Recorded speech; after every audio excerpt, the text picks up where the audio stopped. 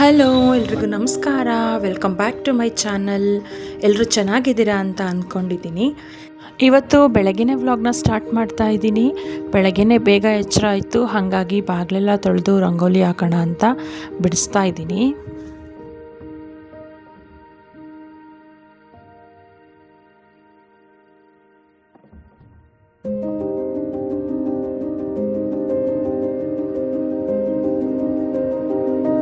ಪಾಪು ಎದ್ಬಿಟ್ರೆ ನನಗೆ ರಂಗೋಲಿ ಕೂಡ ಹಾಕೋದಕ್ಕಾಗೋದಿಲ್ಲ.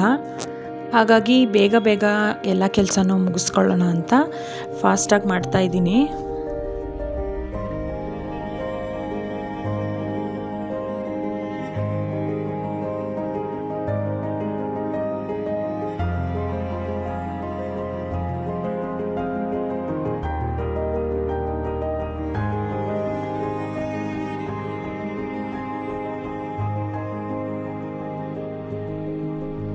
ಈ ಕೆಲಸ ಮುಗಿದ್ಮೇಲೆ ಮಗುಗೆ ಟಿಫನ್ ತಿನ್ನಿಸ್ಬಿಟ್ಟು ಸ್ನಾನ ಮಾಡಿಸ್ಬೇಕು. ಇವತ್ತು ದೇವಸ್ಥಾನಕ್ಕೆ ಹೋಗೋಣ ಅಂತ ಅಂದ್ಕೊಂಡಿದ್ದೀನಿ. ಹಾಗಾಗಿ ಸ್ವಲ್ಪ ಬೇಗ ಬೇಗ ಎಲ್ಲ ಕೆಲಸ ಮುಗಿಸ್ಕೊಂಡ್ರೆ ನನಗೂ ಕೂಡ ರೆಡಿಯಾಗಿ ಹೋಗೋದಕ್ಕೆ ಈಸಿ ಆಗುತ್ತೆ, ಮತ್ತು ಬೇಗನೂ ಹೋಗಿ ಬಂದರೆ ನಮಗೆ ರೆಸ್ಟ್ ತೊಗೊಂಡಂಗೆ ಆಗುತ್ತೆ ಅಂತ. ಆಲ್ರೆಡಿ ಊಟ ಮುಗಿಸ್ಕೊಂಡು ರೆಸ್ಟ್ ತಗೋತಾ ಇದೆ, ಆರಾಮಾಗಿ ಮಲ್ಕೊಂಡಿದೆ.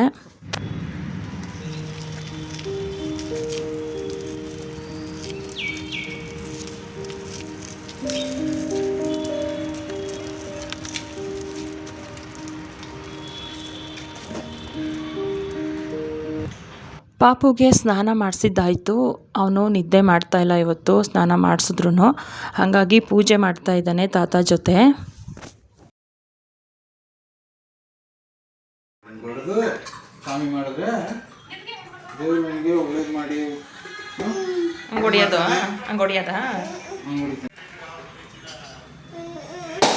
ಅಷ್ಟೇ.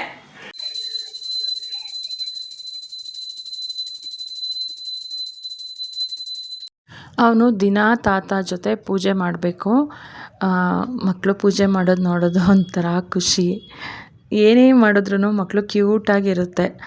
ಈ ವಯಸ್ಸಲ್ಲಿ ಮಕ್ಕಳು ಆಟ ಆಡೋದು, ಅವ್ರನ್ನ ನೋಡೋದು ಎಷ್ಟು ಖುಷಿಯಾಗಿರುತ್ತೆ ಅಂದರೆ, ಅದಕ್ಕೆ ದೊಡ್ಡವ್ರು ಹೇಳಿರೋದು ಮಕ್ಕಳಿರೋ ಮನೆ ಖುಷಿಯಾಗಿ ಸಂತೋಷವಾಗಿರುತ್ತೆ ಅಂತ.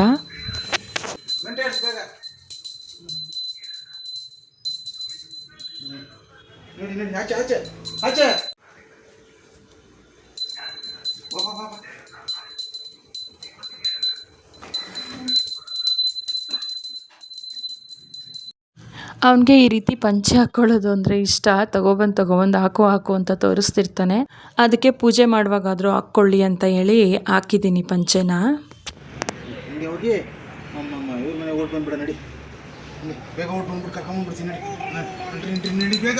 ಬರಬೇಕು ಈಗ ನಾನು ಬಟ್ಟೆ ಹಾಕೊಂಡ್ಬಿಡ್ತೀನಿ ಬೇಗ.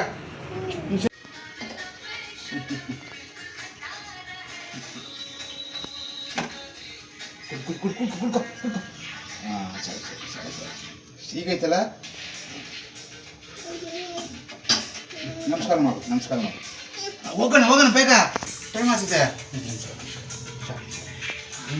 ಗಣೇಶ್ವರ ಇವತ್ತು ಗಣೇಶನ ಪೂಜೆ ಆಯ್ತು ಹಂಗೆಲ್ಲ ಮಾಡಬೇಡ್ದು ಅರ್ಧ ಆಯ್ತಲ್ಲ. ಮಾಡಪ್ಪ ನೋಡು. ಬಾಯ್. ಬೇಗ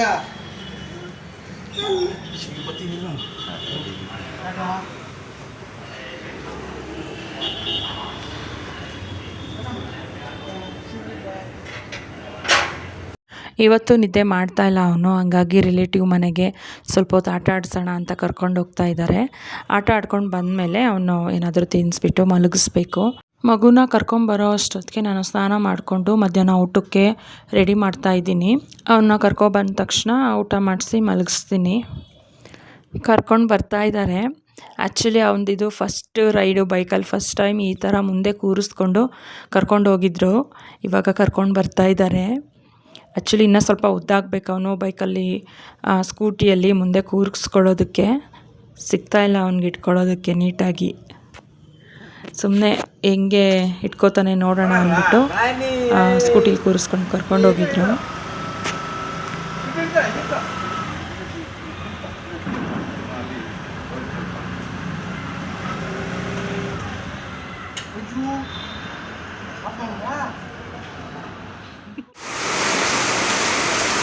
ಮಳೆ ಬರೋ ಹಾಗೆ ಇರಲಿಲ್ಲ, ಸಡನ್ನಾಗಿ ಮಳೆ ಸ್ಟಾರ್ಟ್ ಆಗಿಬಿಟ್ಟಿದೆ.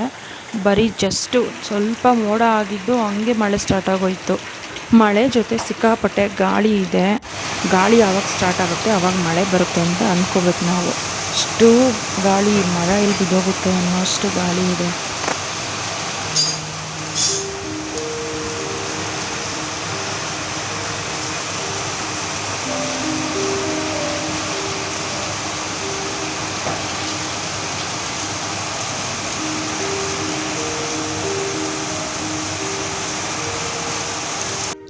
ಮಳೆ ಬರ್ತಿರೋದ್ರಿಂದ ಯಾಕೋ ಇವತ್ತು ಬಿಸಿ ಬಿಸಿ ಕಾಫಿ ಕುಡಿಯೋಣ ಅಂತ ಅನ್ನಿಸ್ತು. ಹಾಗಾಗಿ ಕಾಫಿ ಮಾಡ್ಕೊತಾ ಇದ್ದೀನಿ.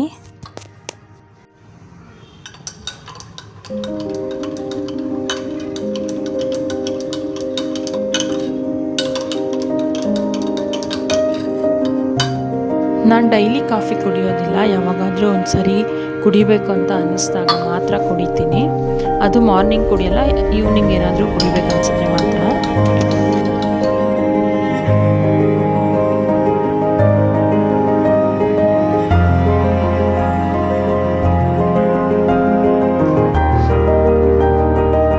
ಈಗ ದೇವಸ್ಥಾನಕ್ಕೆ ಹೊರಡೋದಕ್ಕೆ ರೆಡಿ ಆಗ್ತಾ ಇದ್ದೀನಿ. ರೆಡಿಯಾಗಿ ದೇವಸ್ಥಾನಕ್ಕೆ ಹೋಗಬೇಕು. ಮಳೆ ಬಂದಿದ್ದರಿಂದ ನನಗೆ ಬೇಗ ರೆಡಿಯಾಗಿ ಹೋಗೋದಕ್ಕಾಗಿಲ್ಲ. ಮಳೇಲಿ ಹೋಗೋದಕ್ಕೆ ಆಗಲ್ಲ ಅಂದ್ಬಿಟ್ಟು ಈಗ ರೆಡಿ ಆಗ್ತಾ ಇದ್ದೀನಿ. ನಾನು ನಮ್ಮ ಹಸ್ಬೆಂಡ್ ಇಬ್ಬರು ದೇವಸ್ಥಾನಕ್ಕೆ ಬಂದಿದ್ದೀವಿ. ದೇವಸ್ಥಾನದಲ್ಲಿ ಸ್ವಲ್ಪ ಜನ ಇದ್ದಾರೆ. ಆ್ಯಕ್ಚುಲಿ ಇವಾಗ ರಾತ್ರಿ 7 ಗಂಟೆ. ನಾನು ಎಷ್ಟೇ ಬೇಗ ಹೋಗಿ ಬರ್ಬೇಕು ಅಂದ್ಕೊಂಡ್ರು ಮಳೆ ಬಂದಿದ್ದರಿಂದ ಹೋಗೋಕ್ಕಾಗಲಿಲ್ಲ, ಲೇಟ್ ಆಯಿತು. ಈಗ ಪ್ರದಕ್ಷಿಣೆ ಹಾಕಿ ಸ್ವಲ್ಪ ಹೊತ್ತು ಇಲ್ಲೇ ಕೂತು ಆಮೇಲೆ ಮನೆಗೆ ಹೋಗೋಣ ಅಂತ ಇದ್ದೀವಿ.